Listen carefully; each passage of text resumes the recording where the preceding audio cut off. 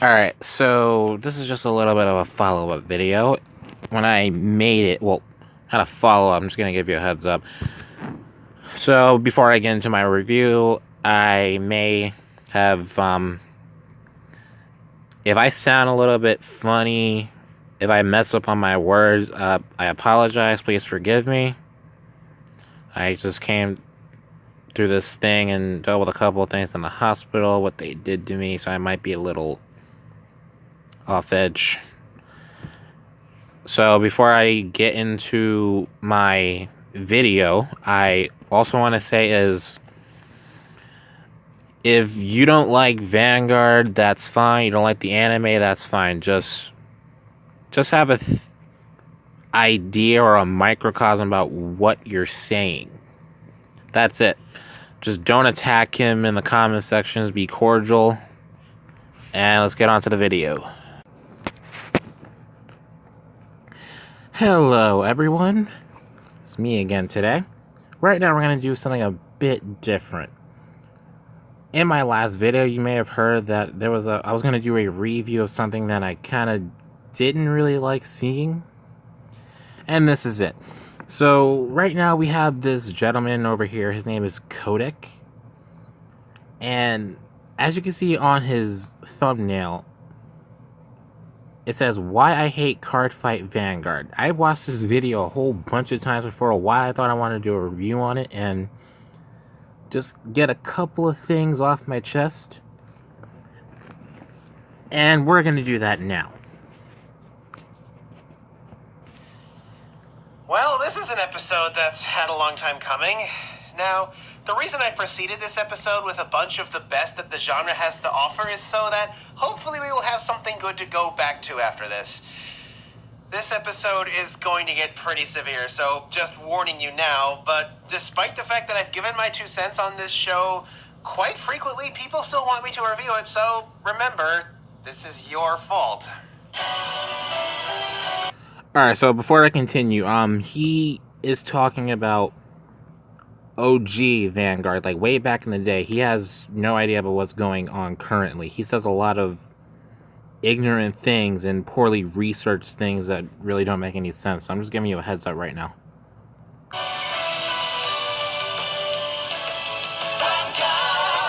To be fair, I've waited to do this idea for a very long time, to the point where Vanguard is hardly relevant in the United States anymore, being succeeded mainly by force of will and left behind by the big 3, Magic, Yu-Gi-Oh, and Pokemon.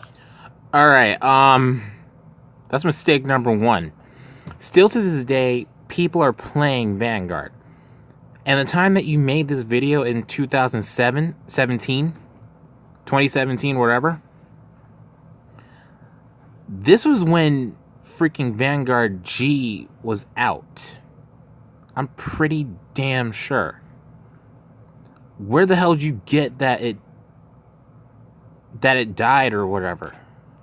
However, do take a look at the title of this episode to tell whether you want to continue or not. Vanguard is an incredibly problematic series in my mind, setting a lot of dangerous precedents that I hope haven't tainted the market. It's shallow, greedy, and actually somewhat insidious. And Buddy Fight is honestly not much better. Wonder why I haven't done any Buddy Fight videos for so long? Rest assured, Buddy Fight is not getting off scot-free here. It has a lot of the same problems as Vanguard, only less severe, but at the same time a lot more pronounced. I'll explain later. Now, Vanguard, the card game, is actually pretty straightforward, as you only have one card type. Unit. This game's equivalent for monster. Alright, I guess technically there are 2 different types of units. You have normal units and you have trigger units. But let's just keep going. Each of these units has a single power, where the highest power wins in battle, and a level or grade.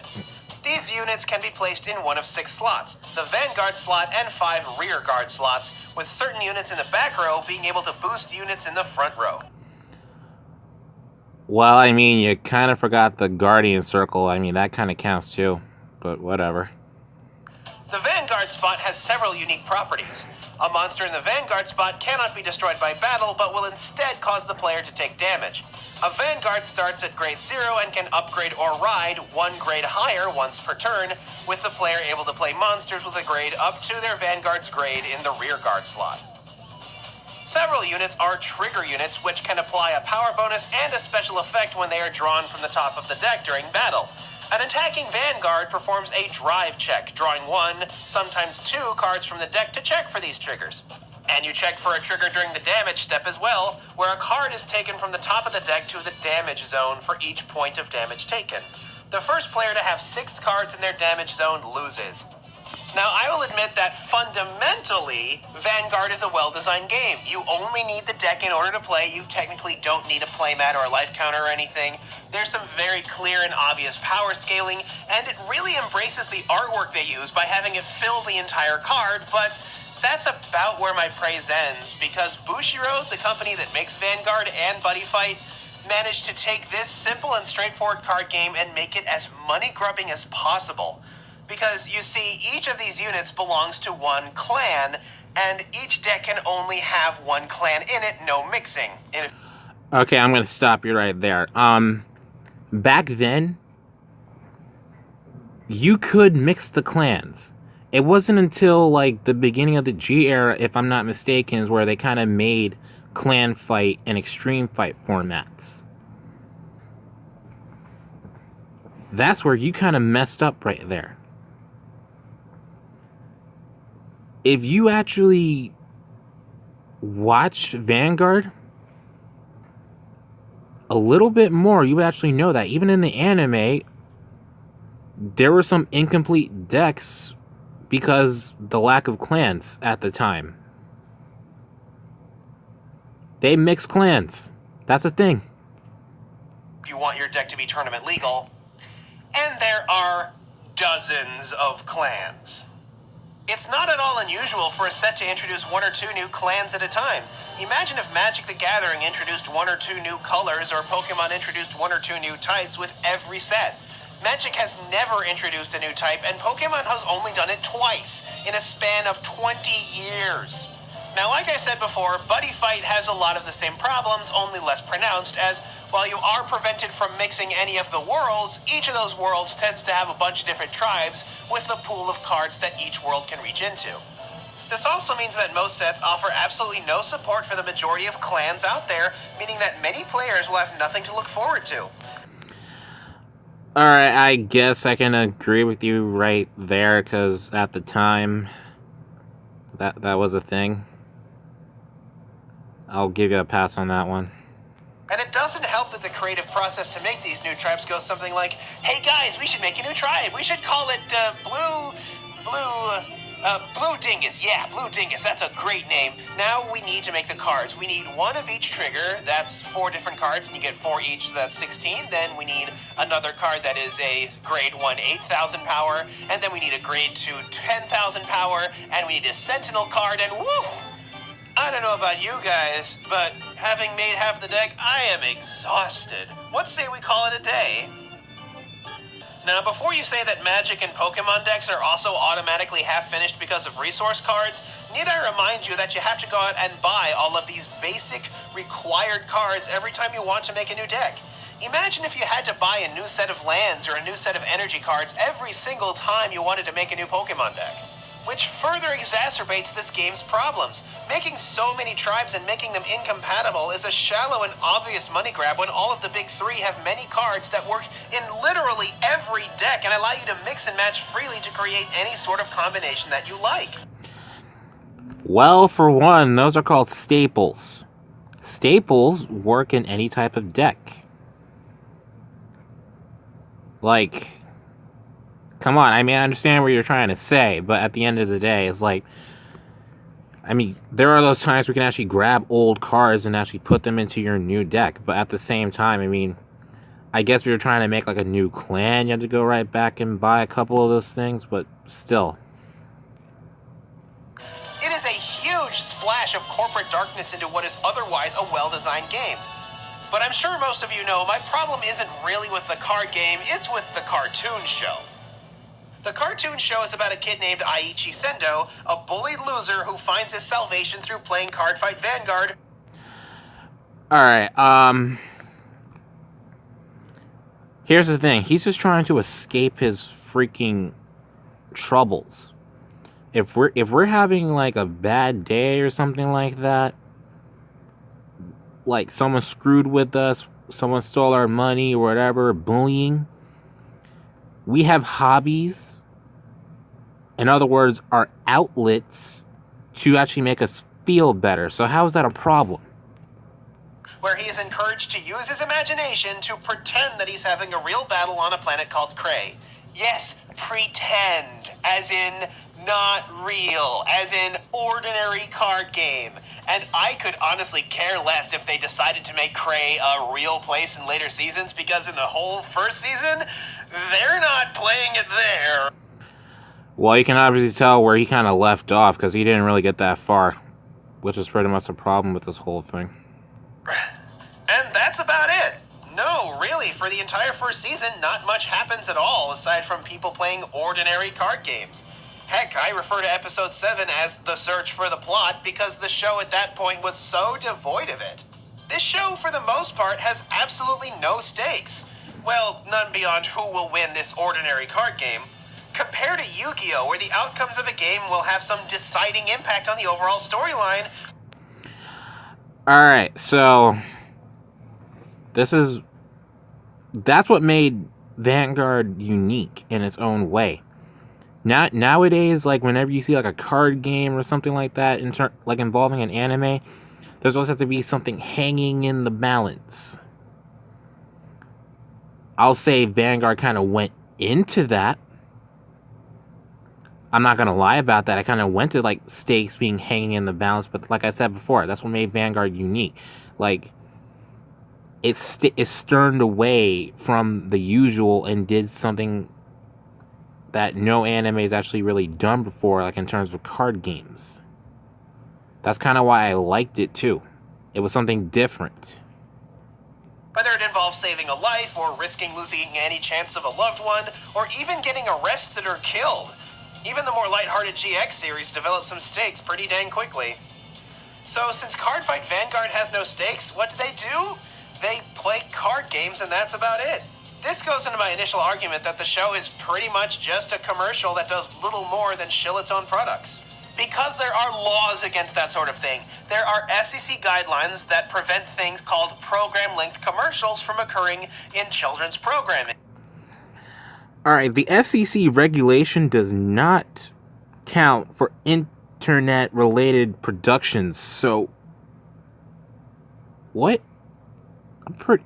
Not only does it mean that you cannot show a commercial for a product at the same time that the show is airing, it means that people have to at least put an effort and show some kind of plot or story in the program that they have created. I mean, think about it. Was there ever an episode where Yugi purchased a starter deck or Yusei bought a booster pack? Alright, I'm going to stop you right there, because here's the thing. Yu-Gi-Oh! Duel Monsters Season 2, Episode 4. There is a scene where Yugi and Taya go to a game store, and Yugi actually buys a booster pack. Go right back there and watch it. Yu-Gi-Oh! GX did the same thing a couple of times. In Yu-Gi-Oh!, the cards are either already owned or given as gifts. In the case of Vanguard, as well as with Buddy Fight, they showcase the actual product, such as the real starter decks and the real booster packs you can buy in real life. My thoughts on this can be easily summed up by this infamous line. Hold on. Did you get it from the new expansion set? Although I think I can sum it up a bit better with Buddy Fight's catchphrase. What do you think, guys? Can you open a Buddy Rare card? Do I think I can open a booster pack and out will pop a monster from another world that will become my best friend? Of course not. Don't be silly. That's the world of fiction. But then you learn that there actually is such a thing as a Buddy Rare card, being basically the game's ultimate rarity. And then the line becomes quite a bit more suspect when it's about an actual product. But that's not really why I take umbrage with Vanguard. I mean, it's pushing a product which is kinda scummy, but not really terrible. I can't believe he's already using cards from the Onslaught of Dragon Souls expansion. I guess I underestimated him. However, there's something going on in the first season of the show. Alright. So here's the thing. Isn't the anime kind of already doing that? Don't they use anime to kind of like further sell their products? Whether it be a card game or not, any like accessories or whatever. You can't really put that on the cards though. Oh, that is way more insidious than simple advertising. You see, as I'm watching the show, I can't help but feel like something's off. Like there's a guy leaning over my shoulder saying, "See how much fun they're having playing Vanguard? Don't you want to have that kind of fun too? Can you see the amazing adventure of a booster pack? The thrilling turnabout of a new expansion set? The soul-healing power of a starter deck?" Yes, there is literally an episode where a character gets over a lot of their mental hang-ups because they play with a starter deck. You want to experience that too, don't you? Don't you? Don't you? These little moments of peer pressure are everywhere, as though saying the best way to friends and fun is through their card game. Yes, that is my biggest problem with Vanguard. Not that it shamelessly shills its own product, but because it spends all of Season 1 trying to indoctrinate you, trying to convince you that their card game is the best way to get friends and community like the one shown off in the show. No. Okay. That's the point of a trading card game. You go out, you play, you make friends. You can make friends. I'm not going to say it's going to happen all the time, but it's possible. That can happen if you're playing any other game. Whether you would be on your PS4 or you playing a board game somewhere. Any type of game you can make a connection with and make a friend. Like, come on. And I know this because I have had personal experience with seeing what this show can do to people. Now, I'm about to get pretty real with you guys, so if that doesn't interest you, then you might want to exit the video now. Oh, Lord. You ready? Okay, so this happened when Extra Booster 5 had just come out, and since it was one dedicated to Oracle Think Tank, the starter deck that I had bought, I figured I would give the game one last chance, buy a few packs of the new set, put them into my deck, and see where we would go. So I brought the deck to an event where I was against a kid who couldn't have been older than like 12, and of course he was way better than me. He kicked my butt. I don't think I won a single round against him. But then there was a moment that I just cannot forget. I even remember the very card that caused it to happen, and it was this one. Battle Sister Tart. Battle Sister Tart was introduced in Extra Booster 5, and I had just put her in my deck, and I had just played her for the first time, and at that moment the kid struck a pose and said, "Did you pull that from the new expansion set?" Did you get it from the new expansion set? Yeah, that line. Now, I laughed and I said, "Did you really just quote the lamest line in the entire show?" Because it was a silly line. I thought he was making a joke and I figured he'd laugh too. But he didn't. Instead, he looked at me as though I had just kicked his dog in front of him. Now, believe me, there is no worse feeling you can have than when you let down a child. But I can't help but pause when the reason I made him feel let down was because he was convinced that a grossly, disgustingly, obviously commercial phrase was some kind of epic one-liner. It's the sort of thing that gets joked about in Yu-Gi-Oh! Abridged, but it just... Okay, I think you're kind of taking this a bit too seriously. You said the kid was no more than 12, right? So, the thing about it is, I mean, how I would have done it is I probably would have joked along with the kid. Just for a comedic effect. I mean, then again, people handle their situations differently. Happened to me unironically in real life. I cannot help but worry when I think about the implications of this. Are other companies looking at how Bushiroad does business and are looking to copy it? Has it already happened? I mean, the FCC guidelines exist for a reason, but Vanguard is distributed through YouTube, and they're not under the same regulations, so it really makes me worry. I don't care if the later seasons of Vanguard get better because it is all attached to this one season of pure brainwashing. Vanguard did not just annoy me, it hurt me. Oh my god. It hurt you. It freaking hurt. Okay. It hurt you. Interesting. That moment that I had when I played this card with that kid damaged my ability to enjoy card games. Alright, so before I continue with this, if you go to his channel, and I will link it in the description below, he is still uploading card games. So what are you telling me? That you quit card games for a while and you came right back? Or what? You're just saying that in front of the camera? Am I overreacting? Boy, do I hope so. It Yes, you are. might have been that it wasn't made with such sinister intentions, but I do know that other catchphrases like gotta catch 'em all at least imply a little more skill than going to a store and buying a freaking booster pack. And I know that a big community sprang up around Cardfight Vanguard and that a lot of people had fun with it, but if you think these kinds of deceptive methods are an acceptable way to build a community, then boy have I got a book for you. And yes, I did just compare Vanguard to Scientology. So yeah, that's why I hate Vanguard. It's a terrible series and I'm glad that it's finally fallen out of favor none too soon. Again, people are still playing this. We're in 2018 now and it's still alive. Now, I honestly hope that this is the darkest any episodes ever have to get, so next time we're going to be going back to greener pastures and more genuine fun. So until next time, this is Kodak signing off.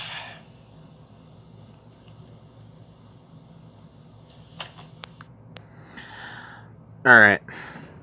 So my final thoughts. This video didn't really make any sense. He only had like one or two good points here and there, but then again, even a broken clock can be right 2 times a day. It was poorly researched. Like, it's like he was just throwing things just to prove a point. He just kept making up all these freaking references and all these comparisons and whatever. And obviously he hasn't looked at Vanguard that far, like I said earlier, because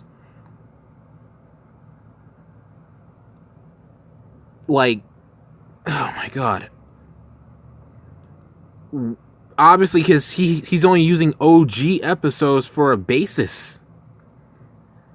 Why aren't you, like, getting up seats for freaking Vanguard G, which was out during the time? I'm not gonna, in terms of the anime, I'm not gonna say it was perfect. Yeah, it had its problems.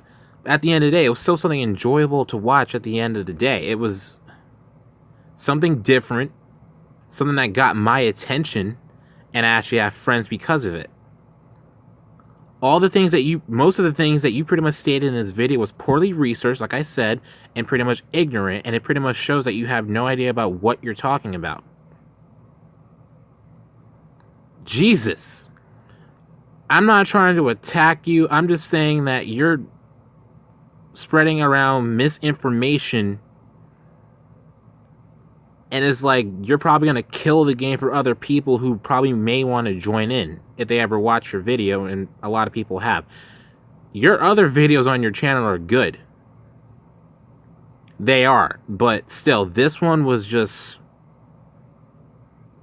it was something else, and I just had to make this review. Comment down below, share, subscribe, and I'll see you guys later. And like I said before, I'm gonna send a link to his channel in the link, the little thingy down below. I can't. Later.